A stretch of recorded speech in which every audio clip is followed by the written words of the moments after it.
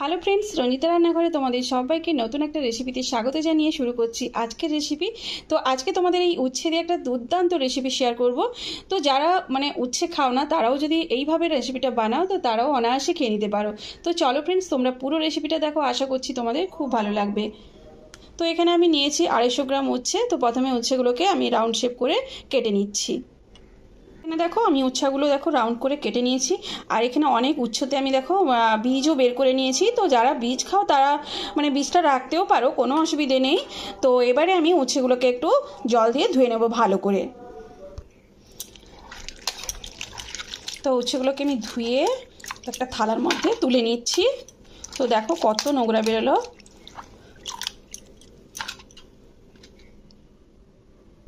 তো উচ্ছেগুলোকে আমি একটা প্লেটের থালার মধ্যে তুলে নিয়েছি ধুয়ে। তো এবারে চলো উচ্ছেগুলোকে ফ্রাই করি।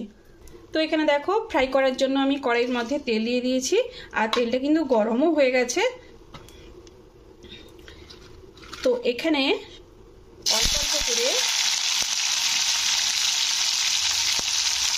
অল্প অল্প করে উচ্ছেগুলোকে দিয়ে ভাজতে হবে। তো আমি কিছুটা দিয়ে দিলাম।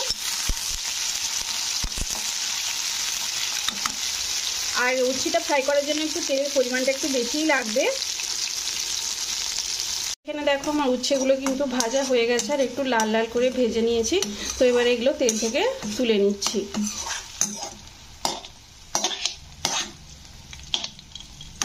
উচ্ছেগুলোকে আমি তুলে নিয়েছি। আর তো উচ্ছে ভাজার পরে যে তেলটা আছে ওই তেলেই কিন্তু আমি রেসিপিটা বানাবো। তো প্রথমেই আমি দিয়ে দিচ্ছি কিছুটা গোটা জিরে,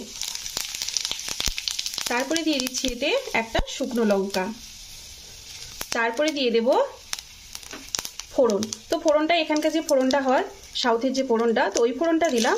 আর এটা তোমাদের কাছে না থাকে এটা তোমরা বাড়িতেও কিন্তু বানিয়ে নিতে পারো। এর মধ্যে কালো সর্ষে আছে আর ছোলার ডাল আছে। তো এই ফোড়নটা দিলে কিন্তু উচ্ছের এই যে ফ্রাইটা হয় না, দারুণ লাগে খেতে। তো এবারে আমি কিছুটা দিয়ে দিলাম থেতো করা রসুন। তো এই 4 থেকে 5টা রসুন আমি থেতো করে নিয়েছি। তো এবারে এটাকে আমি ওভেনের ফ্লেমটা একটু কমিয়ে রেখে ফোড়নগুলোকে ভাজতে হবে। তো যেন না পুড়ে যায়, পুড়ে গেলে কিন্তু খেতে এতটা ভালো লাগবে না। তো রসুনটা একটু হালকা লাল করে ভেজে নিতে হবে। তো রসুন থেকে খুব সুন্দর একটা ফ্লেভারও বেরোচ্ছে। তো এরপরে আমি এর মধ্যে দিয়ে দিচ্ছি কারি পাতা। তো কারি পাতা দিলে তো আরও ভালো লাগে। তো দেখো আমার কারি পাতাটা কিন্তু ভাজা হয়ে গেছে। আর কারি পাতাটা দেওয়ার সময় তোমরা ওভেনের ফ্লেমটা একটু স্লো রাখবেই ভালো হবে, কারণ দেখবে তেলের মধ্যে কারি পাতাটা যখন দেওয়া হয় না কারি পাতাটা ফাটে। তো যাই হোক আমার কারি পাতাটাও দেখো খুব সুন্দরভাবে ভেজে গেছে। আর কারি পাতা কিন্তু পুড়ে গেলে না ভালো লাগে না। তো এবারে আমি এর মধ্যে দিয়ে দিচ্ছি কিছুটা আদা রসুনের পেস্ট। তোমরা হয়তো বলবে যে উচ্ছের ভাজাতে আবার আদা রসুনের পেস্ট দেওয়া হয় নাকি। তো ফ্রেন্ডস সত্যি বলছি, এই আদা রসুন বা এই রসুন দিয়ে উচ্ছের যে ভাজাটা হয় না, দারুণ লাগে খেতে। তো আদা রসুনের পেস্টটাকে নাড়তে হবে যতক্ষণ না আদা রসুনের গন্ধটা কেটে যাচ্ছে।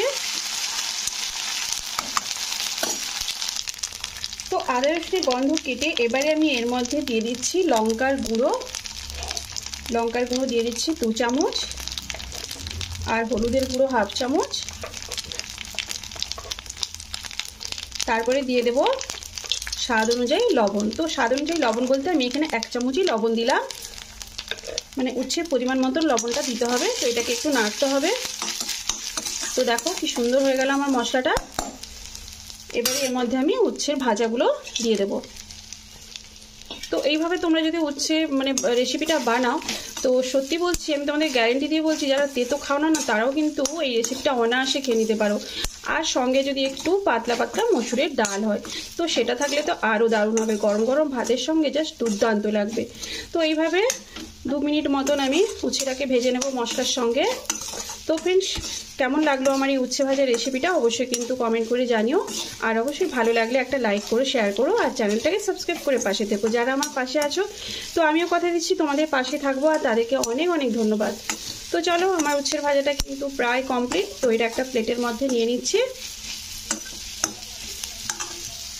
তো এবারে উচ্ছের ভাজাটাকে আমি একটা প্লেটের মধ্যে নিয়ে নিচ্ছি।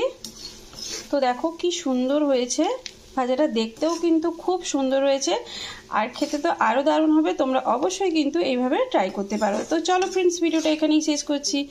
দেখা হচ্ছে নেক্সট একটা ভিডিওতে। ততক্ষণে তোমরা সবাই ভালো থেকো, সুস্থ থেকো।